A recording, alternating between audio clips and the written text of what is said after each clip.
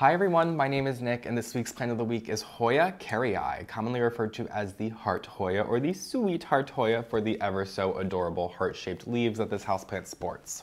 This is native to Southeast Asia and it is a very succulent and slow-growing variety of Hoya. For example, this one that I have right here is two plants that I got from two separate purveyors that I potted together in the same planter. The older of which I would say is probably a little bit over 3 years old at this point since it's been in my possession. And this is all there is to it. I think there's one leaf up here that's hiding out of frame, but that's all there is. What you see here is what I got. It's been 3 long years with this houseplant and it's done barely anything compared to many of the other Hoyas that I've grown for that amount of time. However, that kind of checks out as these stems are extremely thick and these leaves are much larger and more succulent than any of the other Hoyas that are coming to my mind. So checks out. It's just one that if you would like to have a larger effect with this houseplant, or if you're a little bit more impatient, you might want to go ahead and splurge on a nice full 6-inch planter instead of the 4-inch planters that I purchased 2 of that just had 1.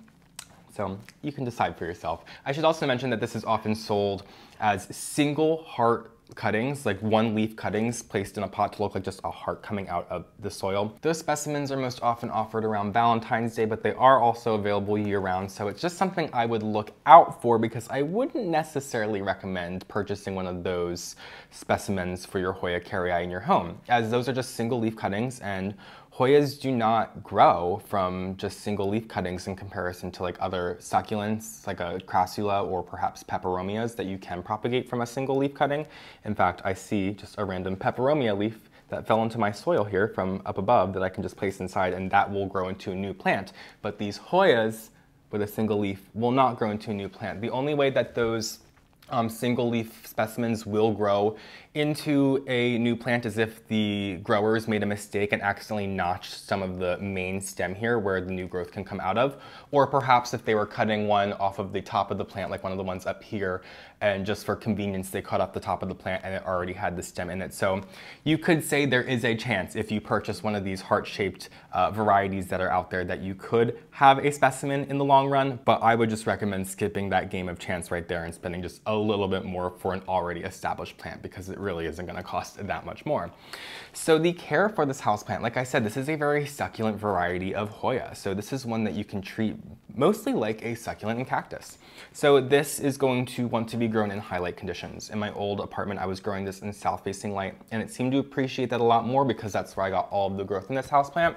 Since I have moved to my new home last year, and I only have east-facing windows, while this is sitting in the east-facing window and receiving a good amount of sunlight from that, it still hasn't put off any new growth for me. We'll see with this upcoming growing season if that changes, but it's definitely slowed down since I lowered the light. So this is one that I would definitely recommend giving more light. In fact, I think this houseplant needs more light than you would think it needs, to the point that this plant does best when it's getting just like fried from the sun. The best specimens of Hoya kerrii that you're going to see have their leaves completely sun bleached. They're just like bright yellow. They look like they would be falling off at any second as if the houseplant's overwatered, but that's just how these houseplants seem to like to grow. Specifically, if you're at like a local botanical garden, you'll probably find a Hoya kerrii clambering up a tree, vining all over the place, and the leaves are going to be huge and bright yellow.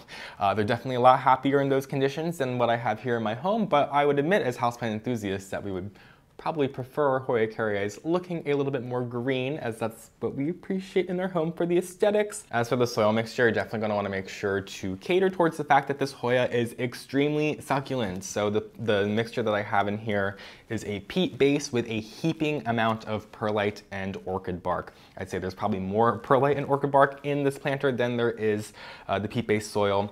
And that's because I really like to give my Hoya kerrii a good drink when I water it. But it's key that the soil is very well draining. So while I'm giving this a very good saturation, the soil is not staying wet for more than just a couple days. It's drying out very quickly. It's in terracotta. I would rather keep my Hoya kerrii in terracotta over ceramic, as this does not like to stay moist, as it's a very, very succulent houseplant, as I keep saying. So you really, really want to cater towards that and make sure that your soil mixture is very well draining, not going to hold on to too much moisture, and also keep in mind that your planter doesn't hold on to too much moisture. In terms of how often I'm watering my Hoya kerrii, I'm probably giving it a really good drink, as I was saying, like every 8 to 10 days. I think 2 weeks it would be fine, but that's definitely erring on underwatering.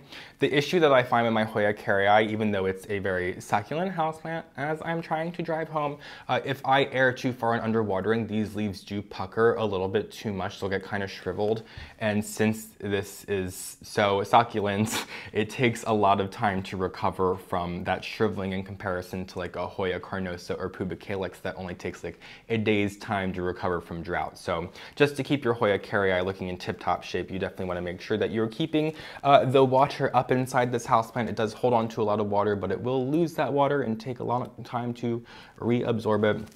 So I just find good luck with that. Hoyas are already pretty light feeders, but since this Hoya kerrii is just so ridiculously slow growing, I don't find myself feeding it that often.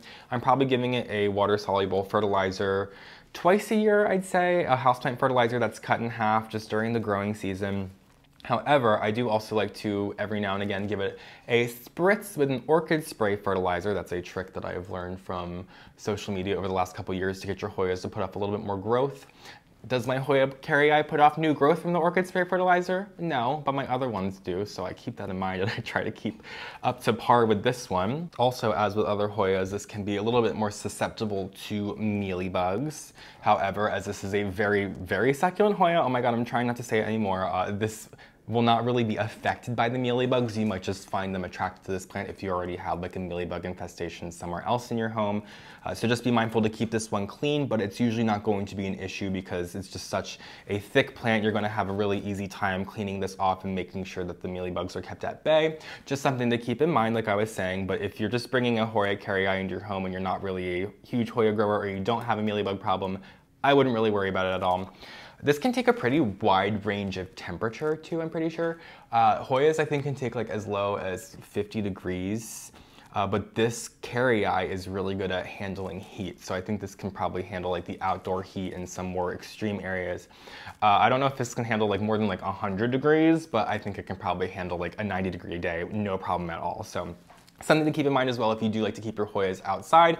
In fact, you'll probably get some better growth on your Hoya kerrii if you put it outside for the growing season. You by no means have to supply your Hoya kerrii with any extra humidity. It's totally fine with the standard household humidity. This is a very resilient houseplant. There's a reason why it's a very common Hoya.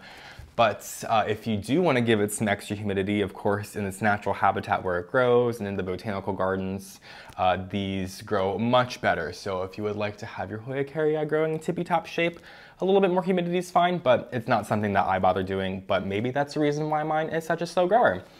And last but not least, I kind of touched on this to begin with, but to propagate this houseplant, you're going to want to propagate it from stem cutting. Like I said, you can root the leaves like with many other houseplants. You can root a ficus leaf, but a ficus leaf is never going to grow into a tree in the same way that a Hoya leaf is never going to grow into a plant unless you notch some of the stem there. I'm sure there's like a method that I am unaware of to do correctly, but a method of like notching some of the stem off when you're taking leaf cutting. But that is beyond me, so I'm going to let you figure that out yourself.